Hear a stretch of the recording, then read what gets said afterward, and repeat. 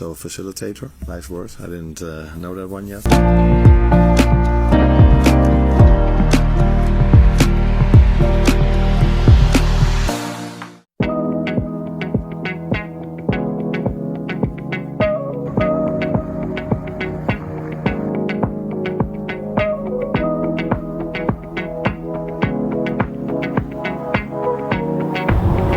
Liverpool are one game away from Wembley as they look to overturn one of only 3 defeats they've had this season in the second leg of the League Cup semi-final against Spurs. We've just heard from Arne Slot in the pre-match press conference there. He had plenty of things to say. For once, he had some ideas for the Premier League themselves and for English football, some ideas and improvements they could make, but he was also talking about improvements for his own players, had some good advice for Conor Bradley. He told us also why he'd be a terrible referee, which is very interesting. He had good news regarding the squad. Looks like with the exception of Trent Alexander-Arnold, everybody will be fit and ready to go. And it looks like this Liverpool team are ready for the challenge ahead of them that they face tomorrow against Spurs. I asked him about strikers, about what he's getting from his number 9, potentially with a view to maybe seeing a new player in that position in the summer, and we'll discuss all of that back in the lab.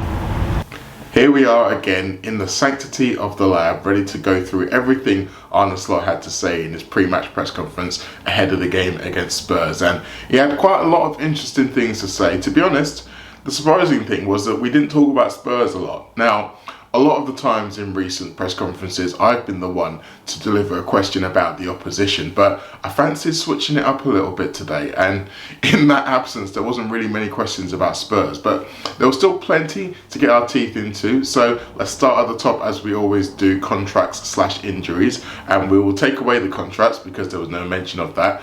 But there was good news on the injury front. Trent Alexander-Arnold, while he will miss this game, it doesn't sound like he's going to miss too many games.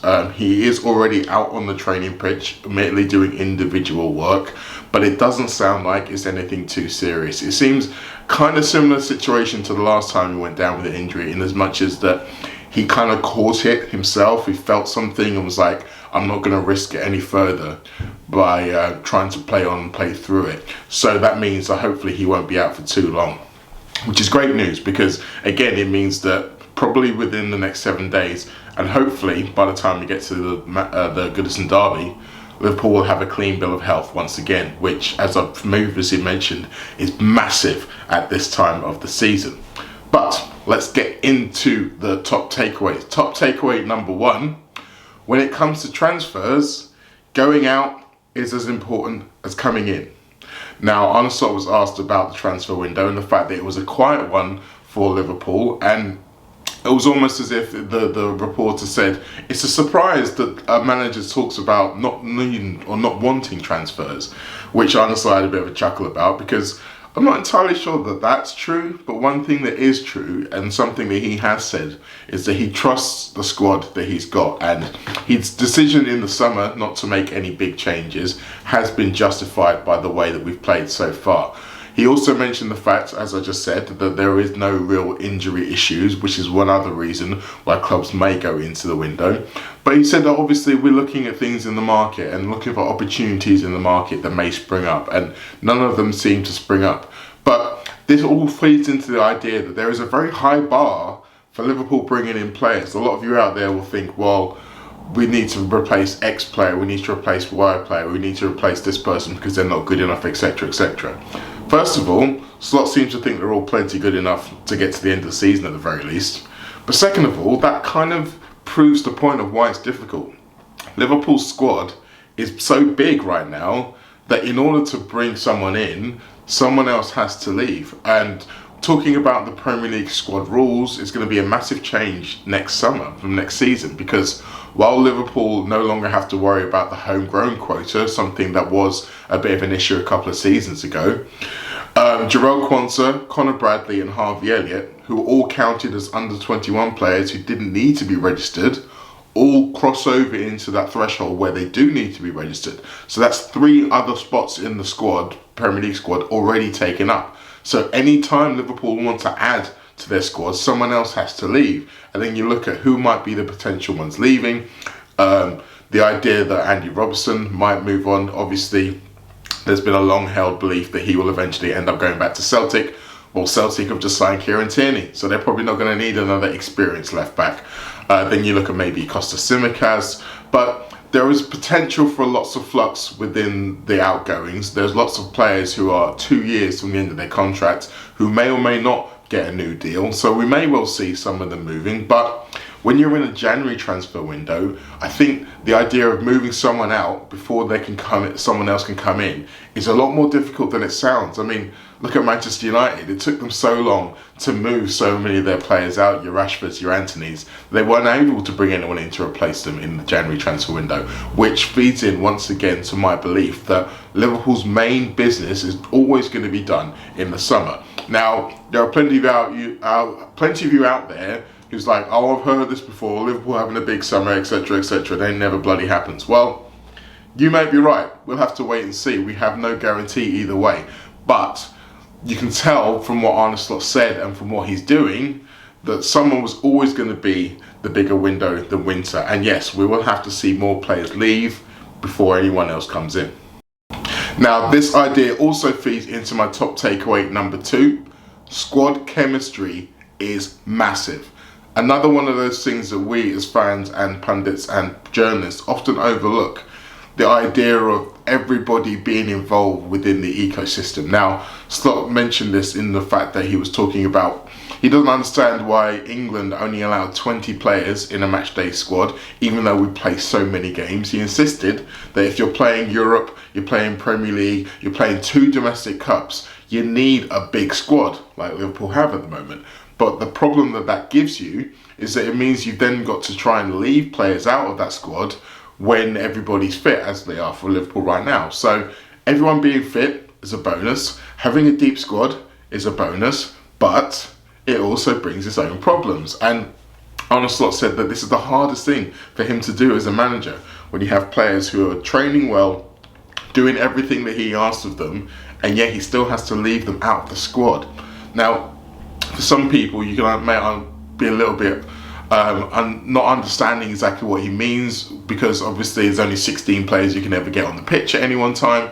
But he said that the difference between being an unused substitute and not even coming to the game is massive. And in the event of being involved and feeling involved and potentially having people disgruntled on the sidelines, upsetting that chemistry, when you're a team like Liverpool who are trying to win everything or trying to win as many trophies as they can, those kind of things matter.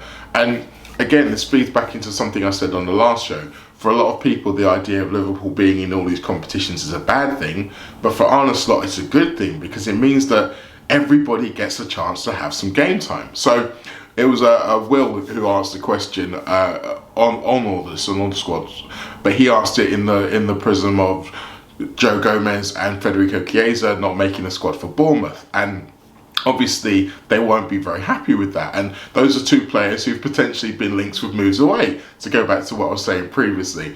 But do not be surprised to see them featuring either against Spurs and definitely against Plymouth, because you need to make sure that if there is another injury crisis down the road, these players can feel like they're ready, they're sharp, and they can be called upon. But the balance of a squad and the ecosystem is so fragile. And again, it goes back to why probably Jurgen Klopp preferred to have a smaller squad than most people would have preferred him to have, because it means you're less likely to have players out there on the fringes.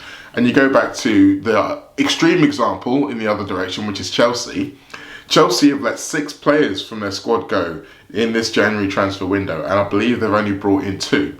So that goes to show that having that many players, those a second, third, fourth option for every position, isn't as easy as it sounds. And yes, you can maybe get around it by having players who are versatile enough to be in 1 and 2 and 3 different positions, but even then, it's a very difficult balance to strike. So sometimes we need to have a little bit of patience with the manager, with the coaching staff, with the sporting director, in terms of how difficult it is to bring players into the club. But for now, we've got a squad who are all fighting, all going in the same direction, all happy to be there, and hopefully Liverpool will be able to benefit from that come May.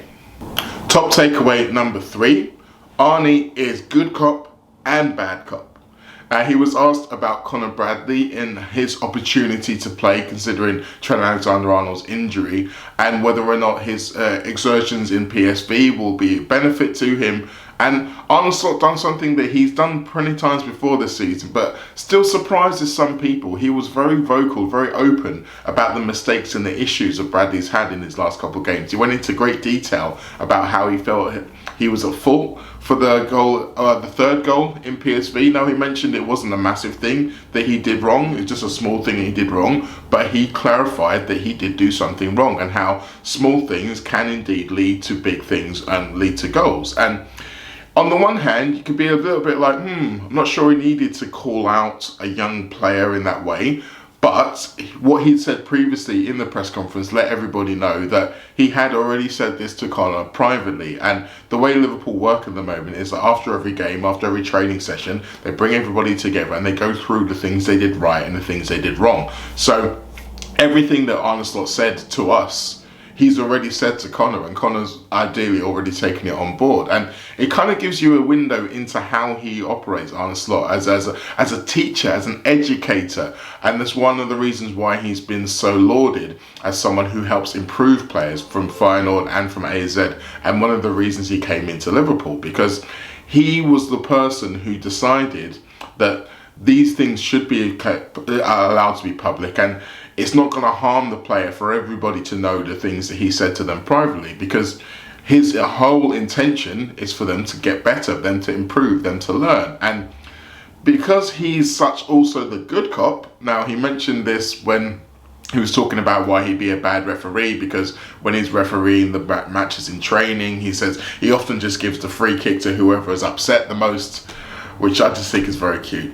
But also not the way a game should be refereed. But it's clear that he cares about his players, he cares about their feelings, and it's just like, well, he's a bit upset, let me give him a free kick here. Yeah, that's kind of not how you want to referee a game, but those are the kind of things that players pick up on, and lets the players know that, yes, he does care about them as individuals. So any criticism that he gives them is all to the idea of improving them as players. It's because he loves them why he's trying to make them better. And I think that really, really matters, particularly, as I said, with the younger players who they won't feel like they've been thrown under the bus. They feel like the manager has belief in them that they can improve, and that's why he's been so vocal about exactly what it is that they do and they don't do. And it's not just the young players he's like that with. We've seen him do that to Trent Alexander-Arnold, for example. We've seen him mention it to even Mo Salah.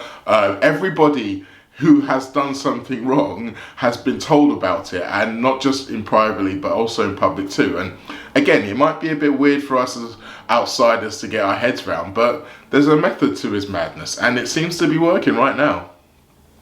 Now it's time for you to all hear exactly what I said to Arne Slot. Now, I was asking him about the number 9 position and how it still hasn't solved the problem he had previously in terms of getting goals from that central striking position.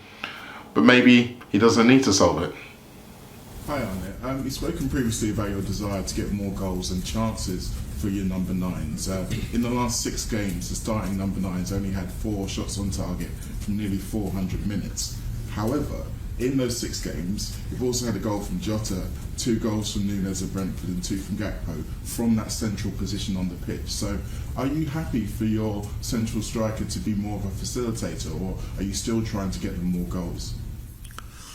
I will be happy if that player becomes both. So facilitator, nice word. I didn't know that one yet. And scoring goals himself. That's again what we want to achieve in the end. But I also saw the penalty from Cody where Lucio as a 9 played a part without even touching the ball. So he dragged the centre back out, which led to the fact that Cody was in a 1v1. And he made a deep run and got tripped, which led to the penalty. So in the end, you want attackers, midfielders to score. We've spoken about our attacking midfielder as well. We need to get goals from many positions, including centre backs that can score from set pieces also. So that's what I just said. We are trying to work on the training ground and with the feedback we give them after the game to make the team better and better and better. And in the end, the number 9 should be a facilitator like a winger, but a winger and a 9 should also score goals. So I must admit, I was kind of pleased with myself for this question, because it was a sneaky attempt to get an idea of exactly what kind of things he's looking for in a striker. Because going back to the theme of transfers, it's really hard to tell exactly what Arne Slot wants, because he's been so good at working with what he's got. We don't know for sure if what he's got is what he would choose, or he's just able to get a tune out of it, so to speak. He was very clear that he wants his central striker to score goals as well as facilitate. You can keep that one for Arnie. But I do think that we still may well see a different kind of striker when it comes to the summer, because as I mentioned previously, a lot of them are in flux. I mean, Darwin Núñez has 3 years left on his contract in the summer, but the expectation still is if Liverpool get a good offer that meets their valuation, he may well leave. Diaz and Jota have both got 2 years left on their deal. Do they both get a new deal? Do they look to sell one of them? We don't know for sure.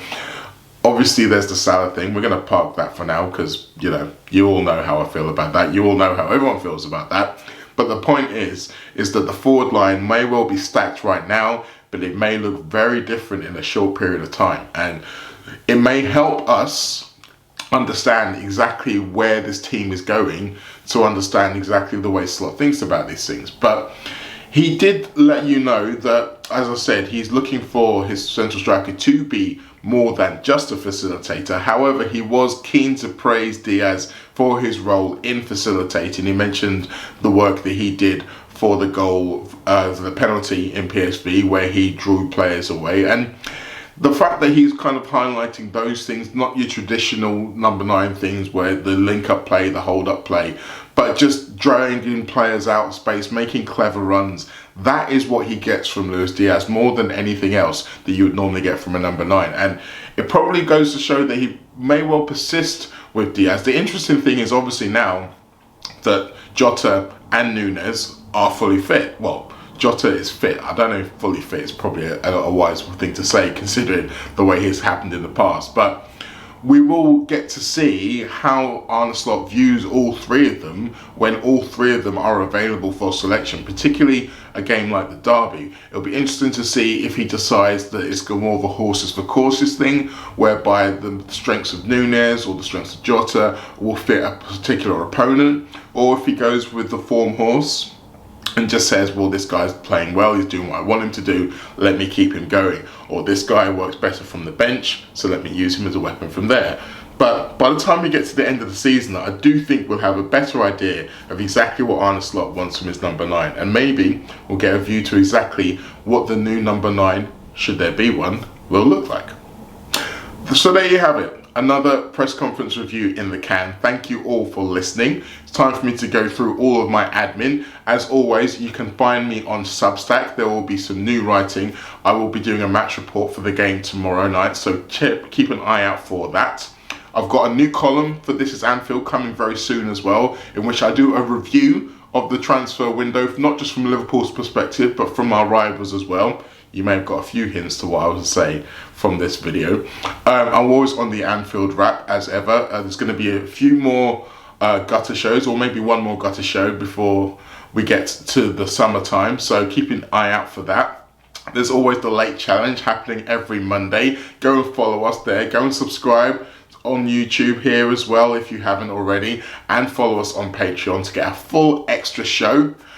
And on top of all of that, I don't know if you've heard, but next month, I'll be in America. So I'm bringing a brand new show to a few cities in the East Coast that I am very well versed in. So I'm going to be in Boston, I'm going to be in New York, I'm going to be in Philadelphia. And it's going to be a combination of everything that you love about me. So there's going to be a little Q&A where we get to talk about Liverpool. I'll tell you a little bit more about my life in the press pack, life working in the Anfield Wrap, the late challenge, and all of the other podcasts and journalism stuff that I do. But then after that, I'm going to be in my DJ clan. So I'm going to be putting on my headphones and I'm going to be playing some tunes that you all know and love, particularly tunes from the LFC songbook, but then also just my favourite party bangers that gets everyone up and dancing. So it's going to be a fantastic night for all of those shows. We are still working out the official details in terms of dates, in terms of venues, and in terms of how you can get your hands on tickets. So stay tuned for that. But it is an exciting development, I'm sure you'll agree. And if this one goes well, then I might be taking it to some other cities in America. Who knows? We'll have to wait and see. Just as we'll have to wait and see what Liverpool get up to against Spurs tomorrow. See you later.